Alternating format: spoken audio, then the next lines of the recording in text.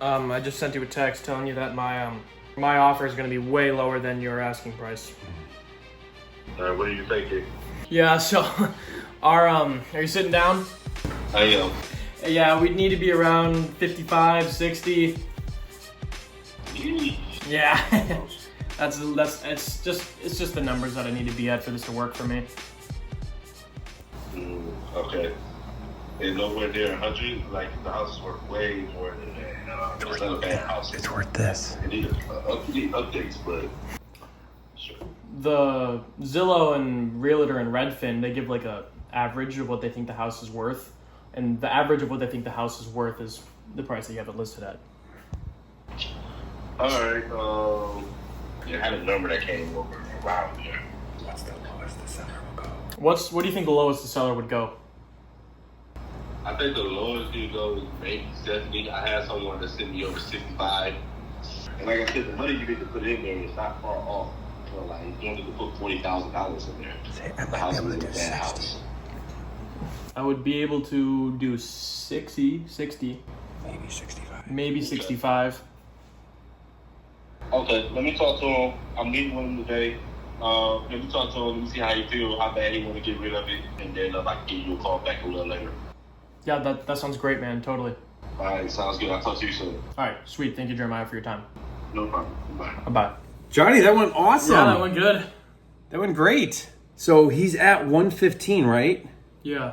He made a lowball offer of 55 to 60. Said he got an offer for 65, which isn't that far off. I got him to talk about the other people's offers, though. Yeah, which yeah. They usually don't disclose, right? Yeah, I mean, he really shouldn't be telling you other offers, but, that's why you talk to agents, because you just get them talking. Mm-hmm. But think about this. We're at 60. We want to be at 60 for it to be a deal. Yeah. He's like, okay, let me talk to the seller about that 60, 65. Because when he said 65, I was like, hey, let's just throw it out there. We don't have to promise it. But let's just say we might be able to come to 65. He's now going to go talk to his seller about 65. That's half of list price. Mm-hmm. This is why you make the offer. Like I was kind of feeling this morning like, oh man, what a waste of time. You were discouraged. I was like, oh, really? You want to call this guy? And what happened was you texted him, and tell me what your text said. You have it? Pull it up. What'd your text say? Because this was cool. The just now. Okay, I said, hey Jeremiah, running my numbers on Sheridan, and I need to be way lower than your asking price. Not sure how motivated your seller is to get this sold, but I'm cash and can close quickly. And then he called you, and we had me. that conversation. That's pretty cool. Mm-hmm. And now he's going to talk to the seller. So it's all about the stars aligning, right? So they're overpriced. Maybe the seller's ready to go right now. He said no to a 65 offer, but that might have been a minute ago. Yeah. Now they're going to really think about your offer. And I mean, we'll run the numbers again if we get, if he's serious. But maybe 65 is a deal. We have it at 60 right now to wholesale for 70. So make 10K wholesaling it for 70. Isn't it at 20 though? Yeah, but if that was 10, then this would be 60, right, on the formula. So that means, let's run some math on it, look a little closer. That's why we don't want to spend a lot of time at first, just get to a pretty good ballpark number. Mm-hmm. And then if we get close, now we can comp it and really look at the repairs and all that. Anyway, this might be a good deal. Yeah, so hopefully. Yeah, way to go. So one of the things that you really want to do with a realtor is you want to justify your offer price. This isn't always as important when you're talking directly to sellers, but it is, I found, very effective with agents because agents want to feel like they're logically coming to a price, right? So they listed this thing for their client and they want to feel like that some kind of scientific formula came into play for them to come up with that. Now, what I'm finding now is that most agents just list it at the Zillow or the Redfin number. It's a lazy way out. They don't want to comp it. They don't want to look at like the condition. They don't want to get to some kind of more realistic number. They just list it for Zillow. And that's exactly what this is. This is listed for 115. The Zillow is 115.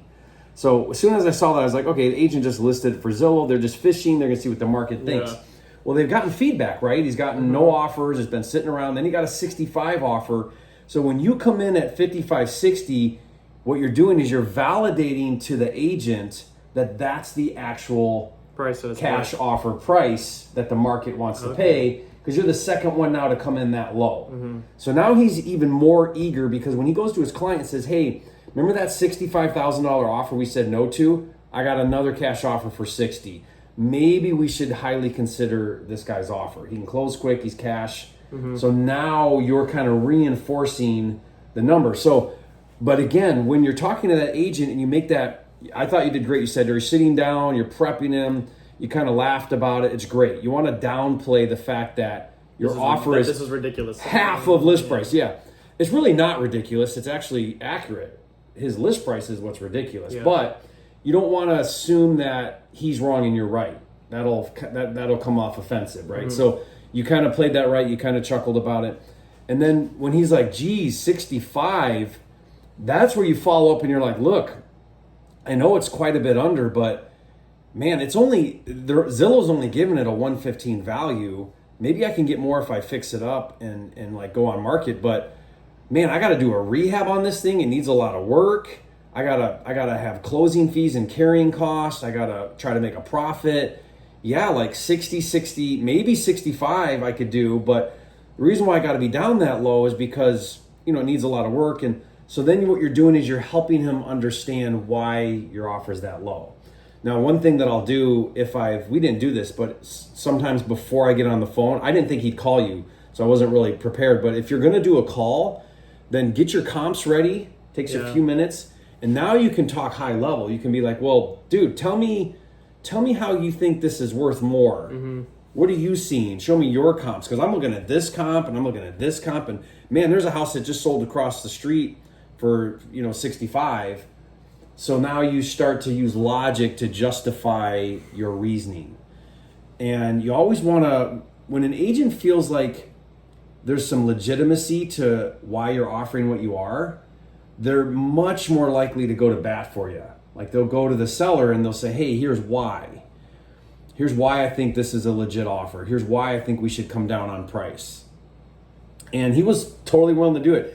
You didn't even have to say double dip with him. He just got it. Yeah. Did you catch that? But be careful of that. You want to make sure. Yeah, I didn't tell him about make sure. Hey, I mean, he got it, and it was clear because you're calling him. How did he get it? How do you know it? Well, you called him directly, so he's assuming that he's going to write the offer, but they don't always know that.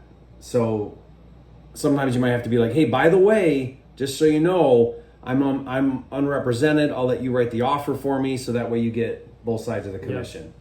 Yeah. Just to kind of reinforce that's a big deal, because now he'll double his commission. Yeah. Like if he gets your offer accepted, he'll double his commission.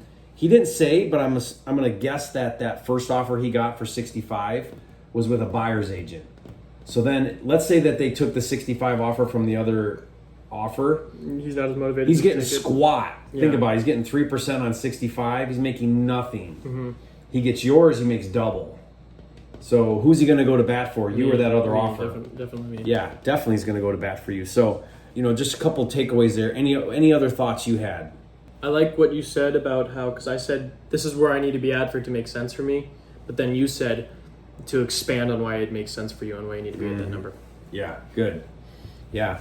But you did feel like a little more comfortable. Yeah. Did you feel a little more comfortable? Trying to make myself more relaxed. Yeah, be a little more relaxed. Just have a conversation. Maybe build a little more rapport. Like one thing I like to ask is, hey, what can you tell me about the property? What's going on? Why is the seller Which he wanna did sell? in the beginning, kind of. For a bit. Yeah, what did he say? I didn't catch it. That this house is going to need a bit of work, but it's been up for a bit and it could sell for a nice price once you fix it up. Yeah. Yeah, so you could say things like, well, what do you think it'll sell for? Or how much do you think it needs in repairs? Anything that gets him engaged. You could say something like, I like to ask, it's none of my business, and maybe they'll tell you, maybe they won't, but I like to ask, hey, why is the seller looking to sell this property? Was it a rental? Yeah. And so sometimes that'll give you more information. He might say, oh, he inherited it, or it just went vacant with a tenant. He wants to sell it. Who knows? But it kind of helps you have a conversation, something to talk about, and it kind of might reveal information that would help you understand more about the house. Yeah, the house or the situation. Sometimes I'll say, well, what kind of problems are there with the property, or really any of those things. So you could talk about why it's for sale, why the seller wants to sell it. You could talk about what kind of condition it's in and repairs. You could talk about what you think the value is. Those 3 things are great things to just talk about with an agent. Gives you more information, helps you create more of a relationship, helps build credibility with the agent, all those things. But I thought you did fantastic on that Yeah, call. a lot better than the last one. Yeah, good job. Sweet.